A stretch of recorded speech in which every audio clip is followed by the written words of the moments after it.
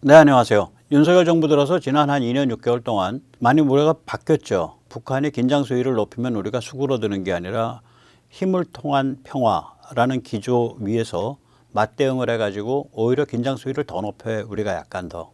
그런데 이제 북이 용병을 파견을 하고 나서 이게 맞물리면서 최근에 엄청 긴장 수위가 높아져 가고 있거든요. 드디어는 좀 이상한 사람들인데 한양대 교수들이라고 하는 자들 한 60여 명이 윤석열은 민생을 파탄시키고 전쟁 위기로 조장을 하고 있다. 뭐 이런 엉터리 같은 소리를 해요.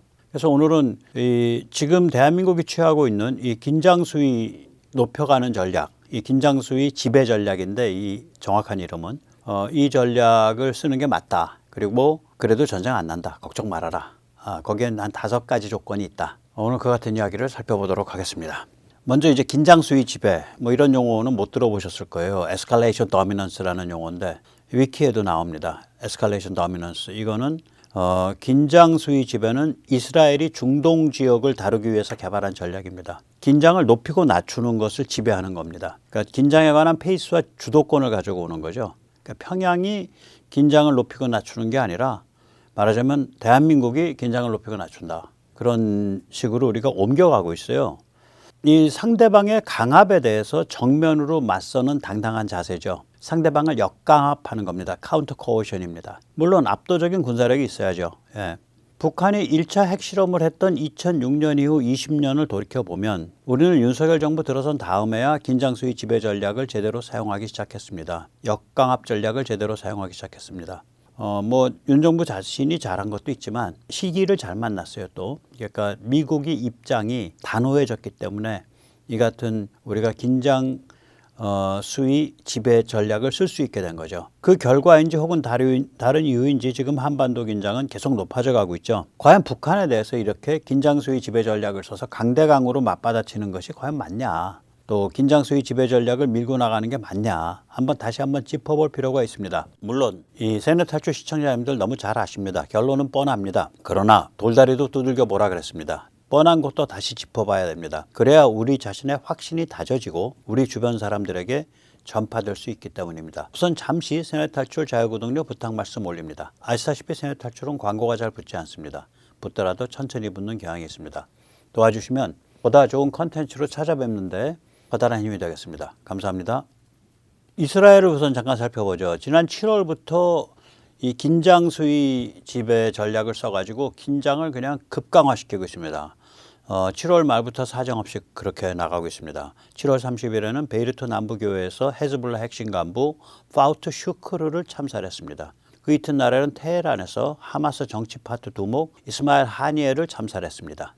9월 17일과 9월 18일에는 레바논 헤즈볼라 대원들을 타겟으로 수천 대의 삐삐를 빵빵빵빵 터뜨렸습니다. 9월 27일에는 헤즈볼라 두목 하산 나스랄라를 참살했습니다. 10월 초에는 헤즈볼라의 차기 두목 하심 사피딘을 참살했습니다. 또한 그 자리에는 헤즈볼라의 정보 파트의 수장 알리 후세인 하지마가 같이 있었기 때문에 그자도 참살했습니다. 10월 17일에는 가자 지구에서 하마스 수장 야야 신와르를 참살했습니다. 마침내 10월 26일에는 2000km 밖 이란 타겟들에 대해 100여 대의 항공기를 동원해서 단 한 대도 격추되지 않고 공습했습니다. 이때 이란의 S-300 방공포대가 거의 대부분 파괴된 것으로 보입니다. 다시 말해 이스라엘은 지금 가자 지구의 하마스, 레바논의 헤즈볼라, 그리고 이란 등 세계의 적에 대해 충돌 수위를 급격하게 높여온 것입니다. 지난 한 3개월 동안, 3개월 반 동안. 이거는 전형적인 긴장 수위 지배 전략에 따른 그러한 방식입니다.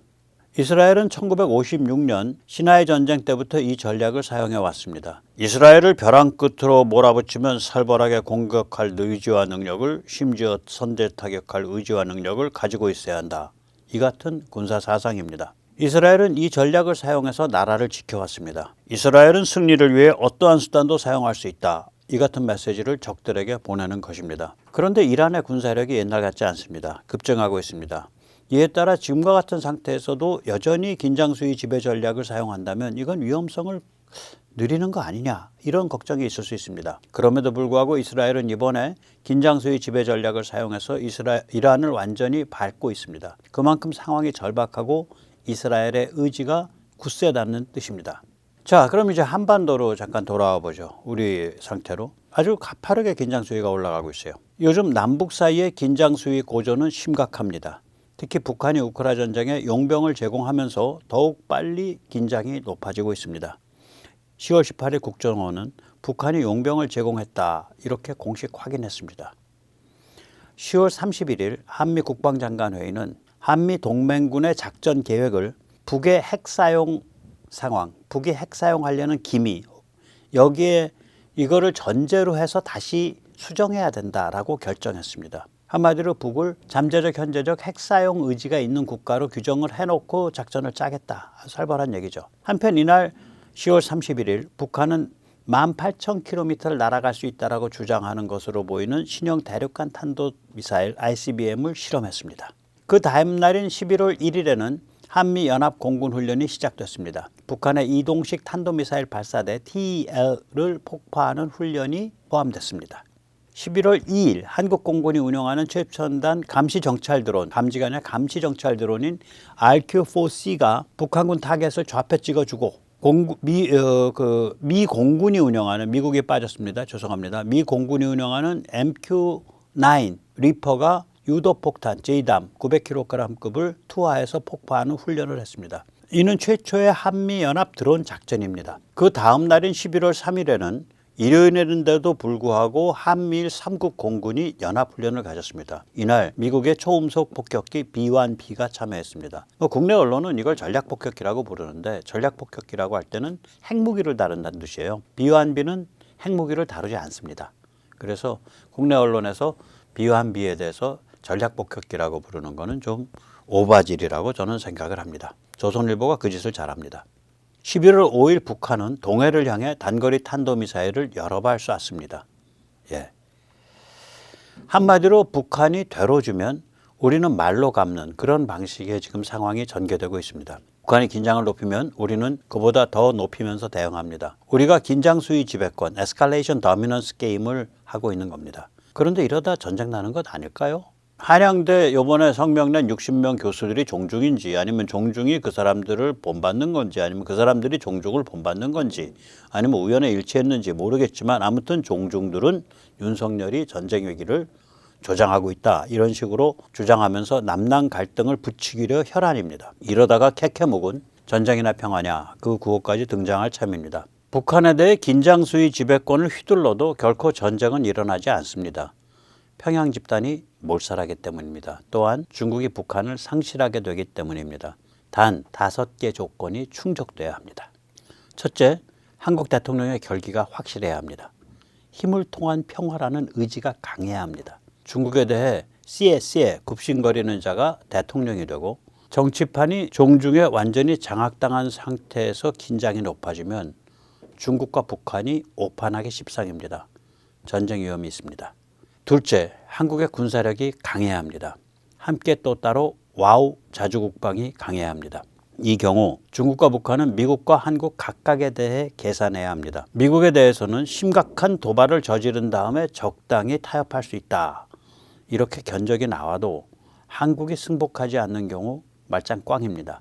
미국이 아무리 타협하고 싶어 해도 한국이 지약스럽게 싸우면 미국이 발을 못 빼게 되기 때문입니다. 1953년 휴전협정 때처럼 한국을 뒷방으로 내돌릴 수 없게 되기 때문입니다. 셋째, 미국의 핵우산, 다시 말해 미국의 핵 확장 억제력, 다른 말로 미국의 핵무기 사용 의지가 확고해야 합니다. 이 경우 중국이 개입하지 못합니다. 평양 집단은 중국 없이는 사고를 치지 못합니다. 넷째, 한미일 3국 체제가 강화돼야 합니다. 주일 미군 기지는 주한 미군 기지의 연장입니다. 한반도에서 상황이 발생하면 주일 미군 기지가 풀 가동됩니다. 따라서 일본 역시 공격 대상이 됩니다. 따라서 이에 대한 일본의 마인드, 의지, 대비태세가 강화돼야 합니다. 다섯째, 주요 비핵 부문들에 있어 한미 연동이 핵동맹에 걸맞게 강화돼야 합니다. 미국이 정말 핵 사용 의지가 있구나 라고 확신하려면 핵이 아니지만 엄청 민감하고 전략적인 부문들에 대해서도 한국의 위상이 계속 강화되고 한미 연동, 한미 협조가 깊어져야 합니다.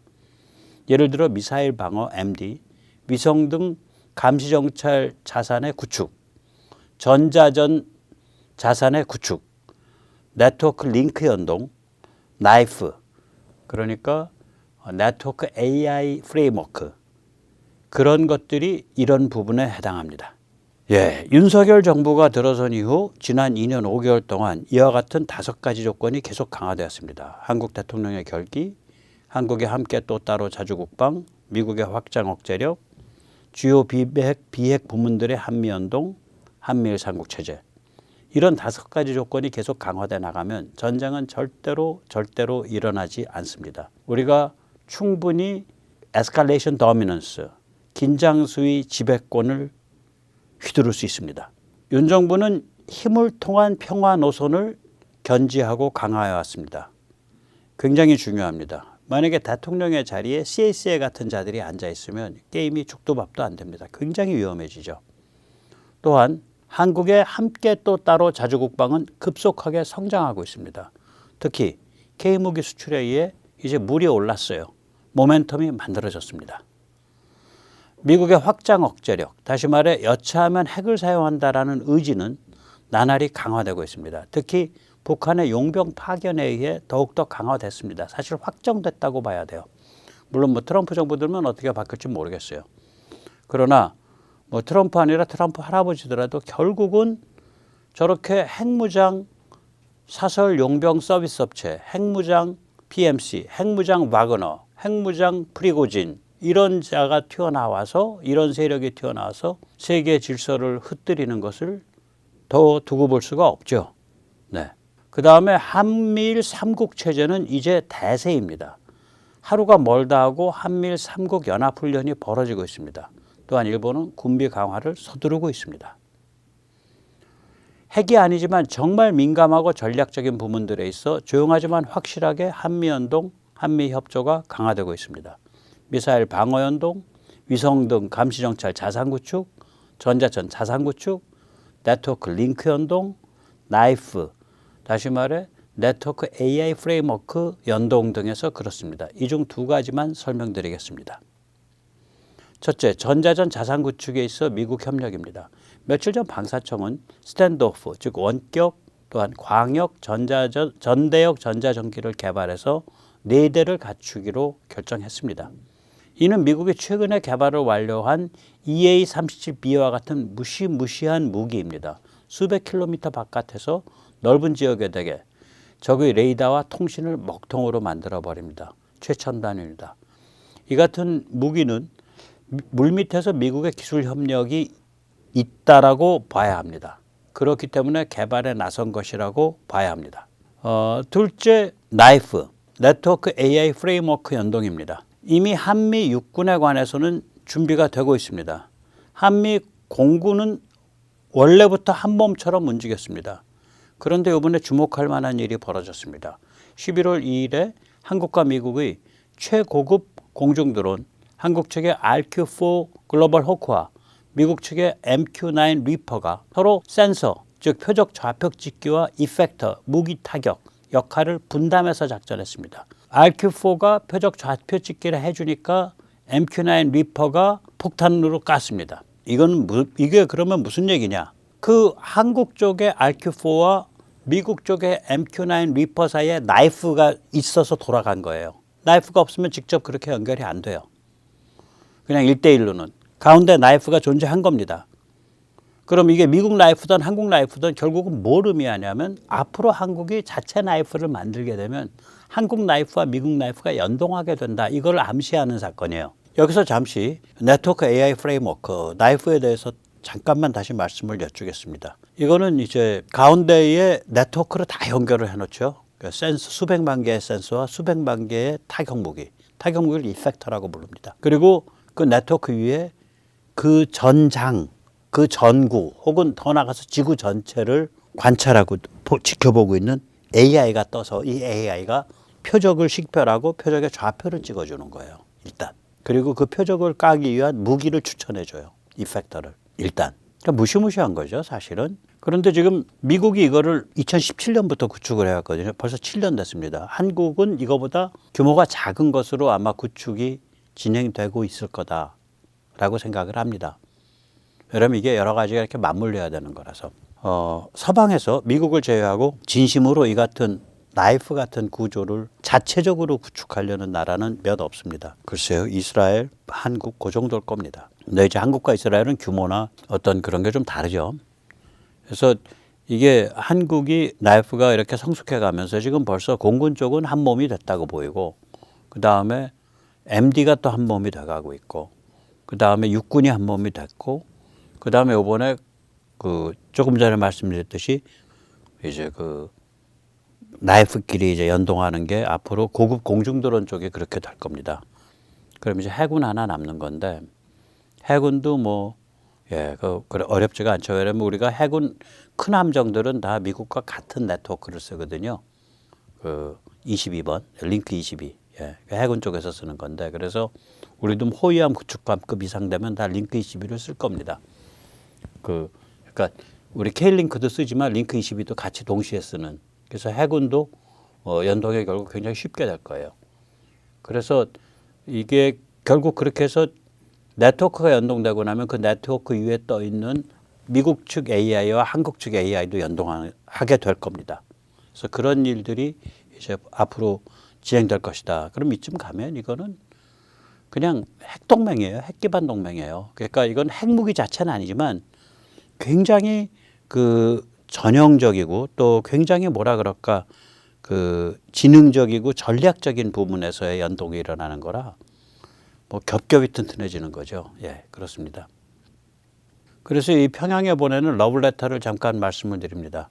핵이 없어서 비핵으로 소박하게 모시겠습니다. 님께 간절히 말씀드립니다. 저는 님께 핵을 사용할 뜻이 없습니다. 핵 없어도 님을 찬란한 하늘나라로 곱게 갈아서 불태워 보내드릴 수 있기 때문입니다. 핵이 없기에 정말 부담 없이 님께 선물을 보낼 수 있습니다. 님의 핵 선물이 부담스러워서 먼저 비핵으로 모신다는데 이를 비난할 야멸찬 사람들은 많지 않을 것입니다. 죄송합니다.